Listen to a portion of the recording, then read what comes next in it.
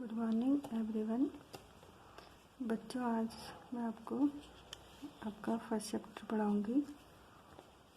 तो ठोस अवस्था। तो हम सबसे पहले बात करते हैं पदार्थ क्या होता है। तो पदार्थ वो होते हैं जिसका कुछ क्या होता है, आपका मास होता है या जो स्थान घेरती है आपकी, उसको वो क्या कहलाता है, आपका पदार्थ या आप इंग्लिश में इसको क्या बोल सकते हो, मैटर। पदार्थ की कितनी अवस्थाएं होती हैं आपकी? 4। पहली होती है आपकी ठोस अवस्था, दूसरी होती है आपकी गैस अवस्था, तीसरी होती है आपकी द्रव्य अवस्था और चौथी होती है आपकी प्लाज्मा। ठीक है, तो हम यहाँ पे इस चैप्टर में बात करेंगे आपकी ठोस अवस्था की। ठीक है, ठोस क्या होते हैं? तो आपने देखा होगा कि जो ठोस के मॉलिक्यूल होते हैं आपके कैसे होते हैं, बहुत ही क्लोजली पैक्ड होते हैं, बहुत पास होते हैं आपके, इस टाइप से। तो ये क्या कहलाएगा, आपका ठोस। तो हमने इस चैप्टर में आपकी क्या करनी है, पूरी ठोस अवस्था की ही स्टडी करनी है। ठीक है क्या? तो सबसे पहले हम देखते हैं ठोस अवस्था, सॉलिड स्टेट के क्या क्या आपके गुणधर्म हैं। तो पहला गुणधर्म है आपका, वे निश्चित द्रव्यमान, आयतन एवं आकार के होते हैं। मतलब जो ठोस होता है आपका, उनका क्या होता है, एक निश्चित आयतन होता है, एक निश्चित द्रव्यमान होता है और एक निश्चित आकार के होते हैं। दूसरा आपका अंतराण्विक दूरियां लघु होती हैं और अंतराण्विक बल क्या होते हैं आपके, प्रबल होते हैं। तो आपने देखा कि जो ठोस के मॉलिक्यूल्स होते हैं क्या होते हैं आपके, बहुत पास होते हैं या बहुत क्लोज होते हैं। ठीक है, तो इनके बीच की जो दूरी होगी वो क्या होगी, बहुत छोटी होती, क्योंकि पास होते हैं तो ऑब्वियसली है कि इनके बीच की जो दूरी होगी वो क्या होगी, आपकी छोटी होगी। और इनके बीच में जो बल होगा वो क्या होगा, आपका प्रबल होगा या स्ट्रॉन्ग होगा। उसके बाद अगला है, उनके अवयवी कणों, परमाणुओं, अणुओं अथवा आयनों की स्थितियां निश्चित होती हैं और यह कण केवल अपनी माध्य स्थितियों के चारों ओर दोलन कर सकते हैं। मतलब इनकी जो फिक्स पोजीशन है इसी में क्या करेंगे, आपके दोलन करेंगे, मतलब घूमेंगे। अगला, वे असंपीड्य और कठोर होते हैं। असंपीड्य का मतलब होता है कि आप उनको दबा नहीं सकते हो। मानने के लिए आपकी कोई ये ईंट है या आप कुछ पत्थर ले लो, अब आपका ये क्या है, सॉलिड है, तो आप इसको क्या करोगे, आप दबा नहीं सकते हो। ठीक है क्या? तो उसी को हम कहते हैं असंपीड्य। और कैसे होते हैं आपके, कठोर होते हैं। ठीक है, ये तो हमने पढ़ी ठोस अवस्था के गुणधर्म। अब हम बात करते हैं ठोसों के प्रकार ज्यामिति के आधार पर। ठीक है, तो जो ठोसों के प्रकार होते हैं ज्यामिति के आधार पर 2 टाइप्स के होते हैं। फर्स्ट वन होता है आपका क्रिस्टलीय ठोस, दूसरा है आपका अक्रिस्टलीय ठोस।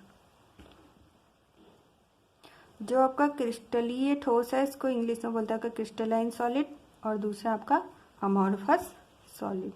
तो इसकी पहली प्रॉपर्टी है आपकी गुणीय ज्यामिति के आधार पर। ठीक है क्या? जो आपके मॉलिक्यूल्स हैं Na+Cl-, Na+Cl-, Cl-, Na+Cl-, Na+, इस टाइप से आपके क्या होता है, अरेंजमेंट होता है मॉलिक्यूल्स का। ठीक है, तो आप देख रहे हो कि एक निश्चित क्रम में क्या आपका Na है, इसके बाद Cl है, फिर Na है, फिर Cl है। ठीक है, या आप कह सकते हो कि एक Na+ को क्या है, कितने 4 Cl मॉलिक्यूल्स ने एक रेगुलर अरेंजमेंट में क्या कर रखा है, आपका घेर रखा है। ठीक है क्या? ऐसे आप Cl का देखोगे तो इसके चारों तरफ क्या आपका एक रेगुलर अरेंजमेंट मिल रहा है, Na+, Na+, Na+, Na+। ठीक है क्या? तो इससे आपकी क्या परिभाषा बनती है कि परमाणु त्रिविम रूप से क्रम में व्यवस्थित होते हैं, अतः इनकी निश्चित क्रिस्टलीय आकृति होती है। मतलब जो मॉलिक्यूल्स होंगे वो आपके क्या है कि निश्चित क्रम में है। ठीक है क्या? जैसे Na+, Cl negative, Cl negative, Cl negative, Cl negative. फिर इस Cl को Na+, ने क्या कर रखा, आपका कवर करके घेर कर। या आप ऐसे भी देख सकते हो Na+ के बाद Cl- है, फिर Na+ है, फिर Cl- है। तो ये तो है आपका क्रिस्टलीय ठोस। अब हम बात करते हैं अक्रिस्टलीय ठोस की। ठीक है, इसमें आपके जो मॉलिक्यूल्स होते हैं क्या होते हैं, ऐसे बिखरे हुए होते हैं, एक रेगुलर अरेंजमेंट नहीं दिख रहा है आपको इसमें मॉलिक्यूल्स का, ठीक हो क्या। तो आपका अक्रिस्टलीय ठोस होता है। आप कहीं से भी देखोगे तो आपको क्या मिलेगा, एक इरेगुलर अरेंजमेंट मिलेगा, ठीक है क्या, मतलब रेगुलरिटी नहीं होगी मॉलिक्यूल्स के बीच में, अनियमित होंगे। जैसे अवयवी कणों के अव्यवस्थित विन्यास के कारण इनकी ज्यामिति आकृति निश्चित नहीं होती है, तो वो क्या कहलाते हैं आपके अक्रिस्टलीय ठोस। जैसे आप रबर ले सकते हो, इसका एग्जाम्पल है आपका रबर। अब दूसरी प्रॉपर्टी है क्रिस्टलीय ठोसों की, गलनांक एवं क्वथनांक। तो जो इसका गलनांक क्वथनांक होता है, निश्चित गलनांक एवं क्वथनांक होता है, और अक्रिस्टलीय ठोस का क्या होता है, अनिश्चित गलनांक व क्वथनांक। अर्थात तापमान एक परास में धीरे धीरे नरम पड़ते हैं। मतलब जो आपके क्रिस्टलीय ठोस होते हैं, एक निश्चित तापमान पे क्या होंगे आपके ये बॉयल होंगे, और निश्चित तापमान पे ही क्या होंगे आपके ये ठंडे होंगे, ठीक है। और जो अक्रिस्टलीय ठोस होते हैं, इनका क्या होता है, अनिश्चित गलनांक और क्वथनांक होता है। मतलब इनकी कुछ रेंज होगी, जैसे मानने के लिए आपने कोई पदार्थ ले लिया, वो 100 से लेके 100 डिग्री पे क्या हो रहा है आपका, ठंडा हो रहा होगा। इस टाइप से क्या होती है, इनकी अनिश्चित होती है, ठीक है क्या। अब दूसरा आपका प्रकृति के बेसिस पे क्या, क्रिस्टलीय और अक्रिस्टलीय ठोस को हम कैसे पहचानते हैं। तो जो क्रिस्टलीय ठोस होते हैं कैसे होते हैं आपके, वास्तविक ठोस होते हैं। वास्तविक ठोस क्यों बोला है, क्योंकि आपने अभी इससे पहले फर्स्ट इसमें देखा था कि जो क्रिस्टलीय ठोस होते हैं इसमें कैसा होता है आपका, रेगुलर अरेंजमेंट होता है, ठीक हो गया। तो उसी के बेसिस पे क्या होते हैं आपके ये वास्तविक ठोस कहलाते हैं, और ये कैसे कहलाते हैं आपके, आभासी ठोस होते हैं, ठीक है। उसके बाद है इनके बीच में जो कणों की व्यवस्था होती है वो कैसे होती है। जो क्रिस्टलीय ठोस होते हैं इसमें कणों की व्यवस्था कैसे होती है आपकी, दीर्घ परासी व्यवस्था होती है, और अक्रिस्टलीय ठोस में कैसी होती है आपकी, लघु परासी व्यवस्था होती है। आप इसे ऐसे भी समझ सकते हो, जैसे दीर्घ परासी का मतलब है, आपने देखा था कि जो दीर्घ परासी व्यवस्था, इसमें जो मॉलिक्यूल्स होते हैं उनका क्या होता है आपका, एक नियमित व्यवस्था होती है मॉलिक्यूल्स की, ठीक है। अगर इसमें क्या होगी आपकी नियमित व्यवस्था होगी, मतलब ऐसे समझ सकते हैं हमने कोई दीवार बनानी है, ठीक है। तो उसमें जो ईंटें हैं अगर हम उनको एक नियमित उसमें लगाएंगे, नियमित क्रम में, इस टाइप से एक के ऊपर एक ऐसे नियमित क्रम में, तो आप देखोगे कि हम कितनी भी लंबी क्या है दीवार बना सकते हैं। तो इसलिए क्या होगी, दीर्घ परासी व्यवस्था। अब जो दूसरा था आपका अक्रिस्टलीय ठोस,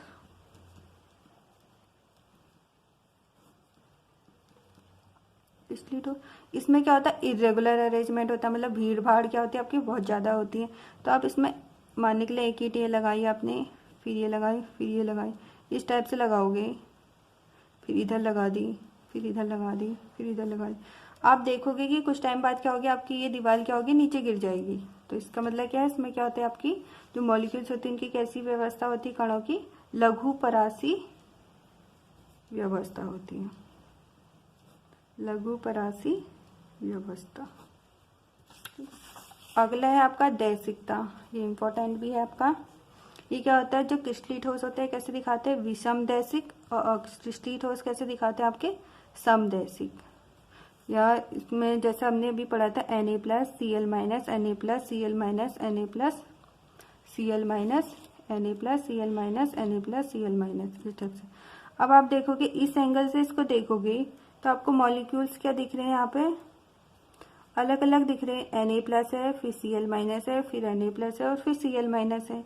अब आप इस डायरेक्शन से देखोगे मॉलिक्यूल्स को तो आपको यहाँ क्या दिख रहा है, मॉलिक्यूल्स का arrangement Cl-, Cl-, Cl-, Cl- दे रहा है। अब इन दोनों में क्या करोगे आप, तुलना करोगे तो यहाँ Na+, Cl-, Na+ और Cl- है, यहाँ Cl है। तो आपने देखा कि तो इस सब की डेफिनेशन क्या बनेगी, परिभाषा क्या बनेगी, क्रिस्टल के भिन्न भिन्न दिशाओं में इन ठोसों के भौतिक गुण भी क्या होते हैं आपके भिन्न भिन्न होते हैं। क्योंकि आपको क्या दिख रहा है, अरेंजमेंट क्या दिख रहा है आपको, मॉलिक्यूल्स का अरेंजमेंट क्या है, अलग अलग है, भिन्न भिन्न है, ठीक है क्या। तो जैसे आपके इसमें क्या आ जाएगी प्रॉपर्टी, आवर्तनांक एवं विद्युत चालकता। तो ये क्या कहलाता है आपका, विषम दैसिक, ठीक है। अब आता है अक्रिस्टलीय ठोस में समदैसिक। समदैशिक को आइसोट्रॉपी। अब मैंने क्या आता है इसमें, क्या होता है आपका क्या होता है भीड़ भाड़ ज़्यादा होती है। अब इस डायरेक्शन से देखोगे मतलब रेगुलर अरेंजमेंट नहीं होता, अनियमित व्यवस्था होती है कणों की। ठीक है, इस डायरेक्शन में देख रहे हो तो आपको सेम ही दिख रहे हैं, इस डायरेक्शन में देखोगे तो आपको मॉलिक्यूल्स का जो है सेम ही दिख रहे हैं। ठीक है, मतलब एक जैसे दिख रहे हैं आपको मॉलिक्यूल्स, या एक जैसे क्या दिख रहे हैं आपको कण दिख रहे हैं। ठीक है, तो इससे आपकी क्या बनी, सभी दिशाओं में इनके भौतिक गुण एक समान होते हैं, अतः ये क्या कहलाएंगे आपके समदैशिक कहलाते हैं। जैसे इसका उदाहरण है आपका रबर, प्लास्टिक, कांच आदि। और क्रिस्टलीय ठोस का एग्जाम्पल था आपका NaCl, ZnS, KCl और आदि। अब इसकी अगली प्रॉपर्टी आती है आपकी शीतलन वक्र, या आप इसको बोल सकते हैं कूलिंग कर्व भी बोलते हैं, इंग्लिश में इसको बोलते हैं आप कूलिंग कर्व। तो जो शीतलन कर्व होते हैं आपके, जो क्रिस्टलीय ठोस होते हैं वो कैसे बनाते हैं, असतत वक्र बनाते हैं, और जो अक्रिस्टलीय ठोस होते हैं वो कैसे बनाते हैं आपके सतत वक्र बनाते हैं। असतत का मतलब होता है कि आपका क्या होगा,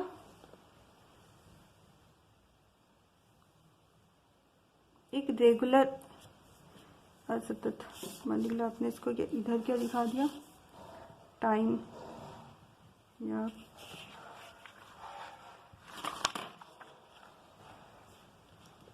समय, इधर दिखा दो आप टेम्परेचर या तापमान बोल सकते हो। ठीक है क्या,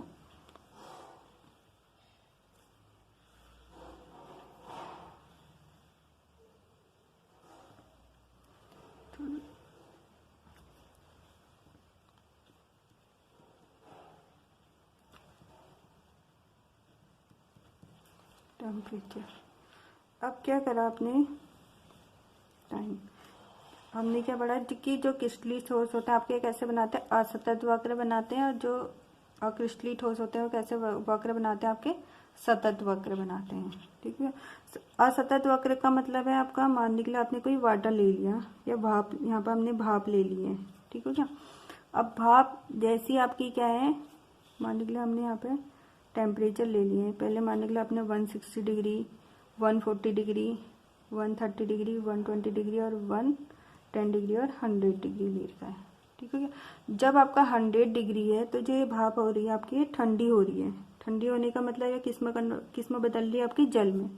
तो जैसी आपकी ये ठंडी हुई, यहाँ से आपका है ये नियत तापमान आ जाएगा। नियत तापमान मतलब यहाँ पर आपका टेम्परेचर क्या होगा, स्थिर होगा। ठीक है, अब जैसे ये नियत तापमान आया आपका, मतलब जब तक आपका पूरी भाप जल में नहीं बदल जाएगी तब तक आपका ये नियत तापमान रहेगा। उसके बाद जैसे आपकी पूरी भाप जल में बदल गई है तो दोबारा से आपका क्या होगा, अब जल किस में बदलेगी, आपकी बर्फ में। ये हो गया, और यहाँ भी आपके क्या होगी, 90 डिग्री कर दो, 80 डिग्री कर दो, 60 डिग्री, 50 डिग्री, 40, 20, 0 डिग्री कर दिया हमने। ठीक है, 0 डिग्री जब आप करोगे, जब आपकी पूरी जल बर्फ में नहीं बदलती तब तक आपका ये रहेगा, और उसके बाद दोबारा से आपका क्या होगा, नियत। जब आपकी पूरा जल आपका बर्फ में बदल जाएगी, उसके बाद इस टाइप से। तो ये होता है आपका असतत वक्र। ये आपका ओनली किस में देखा जाता है, क्रिस्टलीय ठोस में। अब अक्रिस्टलीय ठोस होता है, इसमें आपका किस टाइप से बनता है ग्राफ, इस टाइप से सतत बना लेगा। ठीक है, या इस टाइप से भी देख सकते हो आप, ये टाइम है और ये टेम्परेचर। तो ये तो था आपका शीतलन कर्व क्रिस्टलीय ठोस और अक्रिस्टलीय ठोस के बीच में। ठीक है, अब हम देखते हैं विदलन। विदलन का मतलब होता है टूटना, इंग्लिश में इसको आप बोल सकते हो क्लीवेज। तो जो आपका क्रिस्टलीय ठोस होता है इसमें क्या होता है, आपका स्पष्ट विदलन या सपाट टुकड़े प्राप्त होते हैं। जो अक्रिस्टलीय ठोस होता है इसमें आपका अस्पष्ट विदलन या सपाट टुकड़े प्राप्त नहीं होते हैं। ठीक है, जैसे इसका एग्जांपल है, आप इसको समझ सकते हैं डेली लाइफ से। जैसे आपने पनीर लिया, ठीक है, अगर आप पनीर को कट करते हो तो आप देखते होगे कि उसका क्या होता है, एक सपाट विदलन हो जाता है, मतलब क्लियर विदलन हो जाता है और सपाट। तो इससे हम क्या होता है, सपाट टुकड़े प्राप्त होते हैं। जो अक्रिस्टलीय ठोस होता है इसमें अस्पष्ट विदलन या सपाट टुकड़े प्राप्त नहीं होते हैं, जैसे आपका कांच, रबर, प्लास्टिक आदि। आपने देखा भी होगा जब रबर को काटते तो आप उबड़ खाबड़ से कटता है। ठीक हो गया। तो ये आपका किसका एग्जाम्पल है, अक्रिस्टली ठोस का। Thank you.